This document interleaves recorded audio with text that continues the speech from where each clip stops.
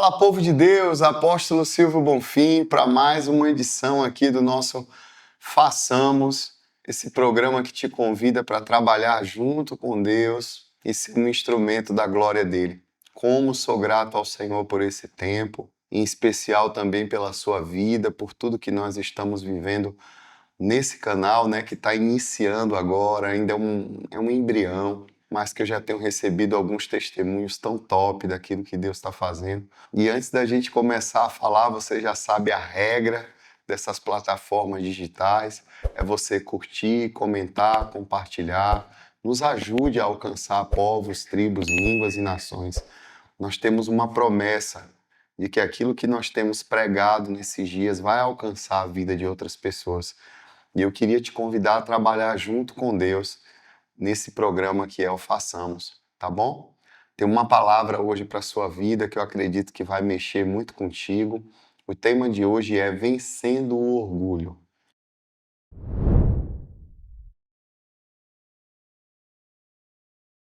Isso mesmo que você ouviu.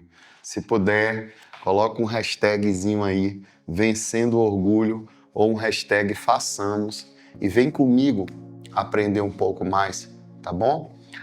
Provérbios capítulo 16, verso 18 a seguir, o texto diz assim: o orgulho vem antes da destruição e o espírito altivo antes da queda. É melhor ter um espírito humilde entre os oprimidos do que partilhar despojo com os orgulhosos.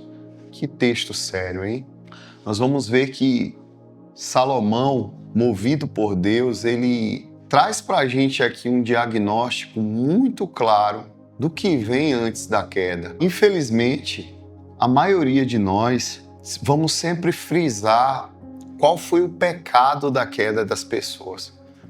Mas quando esse texto vem aqui para nós falando que antes da queda primeiro vem o orgulho, nós precisamos entender que esse texto traz para nós a causa da queda, a raiz. E precisamos ser espiritual suficiente para examinar os nossos corações e saber compreender quando esse sentimento terrível, de alguma maneira, ele tenta permear o nosso coração e nos levar para esse lugar de orgulho em que a consequência dele vai ser a queda. E isso é muito sério, porque quando o texto diz que o orgulho vem antes da destruição, a Bíblia está tentando trazer para cada um de nós a clareza de que se isso for identificado e não for tratado, a consequência disso é a queda. Muitas pessoas acabam usando narrativas distorcidas para falar do pecado moral de Davi, mas a gente vai ver que houve muito mais acesso da parte de Deus para o coração de um homem adúltero e homicida que se humilhou, se colocou no lugar de humildade e pôde ser restaurado, do que no coração de um homem que se precipita e quis organizar um culto como Saul e que a motivação dele em fazer aquilo foi o orgulho. Vamos perceber também que o orgulho foi a razão da queda de Lúcifer.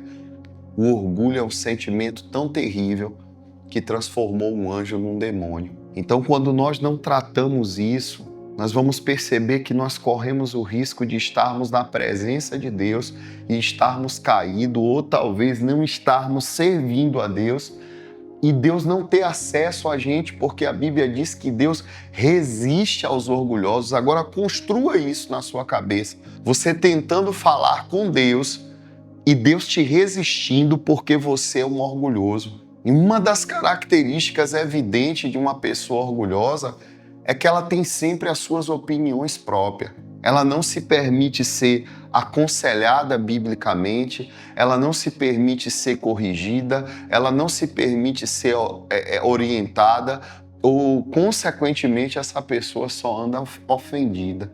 Então, um dos textos que me protegem muito e que eu estou sempre discipulando a minha alma, ele se encontra aqui em Filipenses capítulo 2, a partir do verso 5, que diz o seguinte: tenham entre vocês o mesmo pensamento que Cristo Jesus teve. Porque embora ele fosse Deus na sua natureza real, ele não achou que deveria procurar tirar proveito para si mesmo no fato de ser igual a Deus, mas pelo contrário, ele abandonou tudo aquilo que tinha e assumiu a forma de servo, tornando-se igual aos homens. E o texto diz que ele humilhou-se, sendo obediente a Deus em tudo, ainda que isso causou a sua morte e morte de cruz.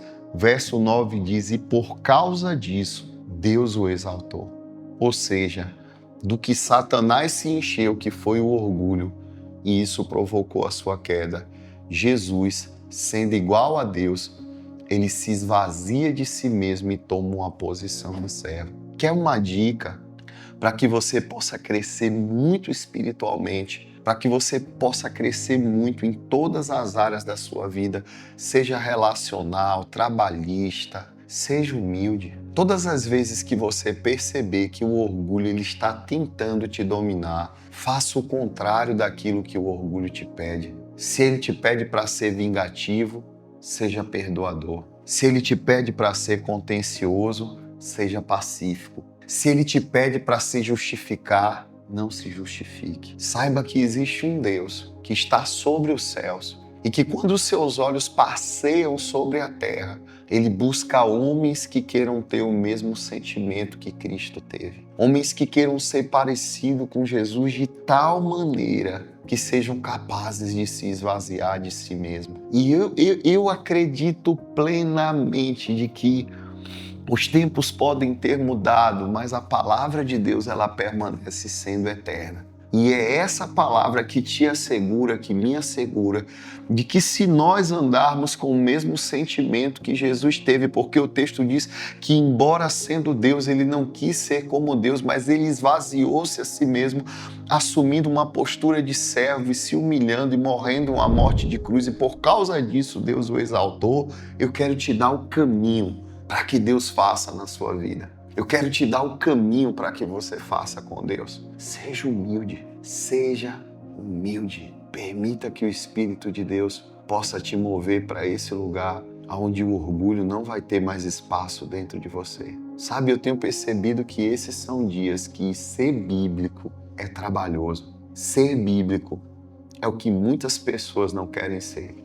Elas querem até estar dentro da igreja, mas ser bíblico, muitas pessoas não querem ser, porque vai custar o seu orgulho e suas razões.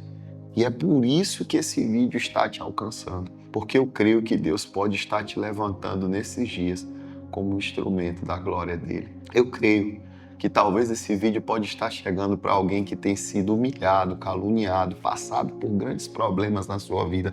Mas quando você vê que o modelo de Cristo é o modelo que te inspira, que o modelo de Cristo, o modelo a ser seguido, é o caminho correto para que Deus faça na tua vida, eu tenho certeza que Deus está te convidando para fazer junto com Ele e ser um instrumento de bênção, tá bom? Que Deus abençoe a sua vida em nome de Jesus. Até mais um Façamos.